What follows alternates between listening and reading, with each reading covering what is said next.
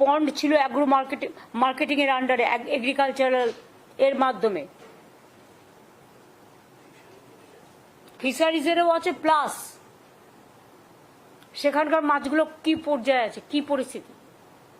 আমাকে কেন বাইরে থেকে বেশি, আমার মাছের দাম কেন কমছে না তাহলে?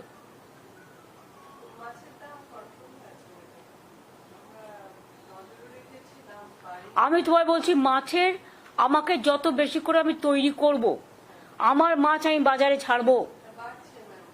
বাড়লেও যেভাবে বাড়ানো উচিত ছিল, fisheries department is not working at all in a proper manner. বারবার আমরা দেখছি একে ওকে তাকে সরাচ্ছি। এমনকি বিপ্লব দা এখানে আছে, I am sorry to say, আপনি একটা ট্রান্সফার করলে পর্যন্ত নিজে আটকে রেখে দেন, এটা ঠিক নয়। সরকারের সর্বোচ্চ দপ্তর, সরকারের সর্বোচ্চ জায়গা থেকে যদি কোনো ট্রান্সফারের অর্ডার দেয়, প্রমোশনের অর্ডার দেন, you are bound to accept it. প্রত্যেকটা প্রিন্সিপাল সেক্রেটারি এবং প্রত্যেকটা মিনিস্টার সেটা জানে। হাইয়েস্ট লেভেল থেকে কোনো অর্ডার দেওয়া যখন হয়, policy decision you cannot interfere.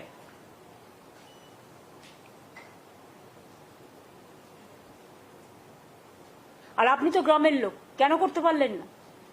আজকে ক বছর হয়ে গেল আপনার মৎস্য ডিপার্টমেন্টে আছেন? 2.5 বছর। তো 2.5 বছর আপনি কি করেছেন? কি হয়েছে আমাকে বলুন, আমাকে ডিটেলস দিন।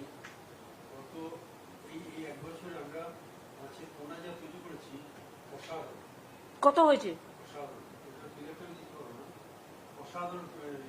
মানে আপনি ছেড়েছেন আর তুলে নিয়েছে, তাই তো? ছেড়েছেন আর তুলে নিয়েছে।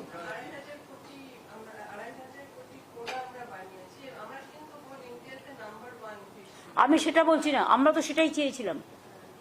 আমার কথা হচ্ছে, একটা ছোট মাছ বড় হতে 2 বছর লাগে। তো তোমরা মাছ যেটা ছেড়েছো সেটা ছোট অবস্থায় তুলে নেওয়া হচ্ছে না তো?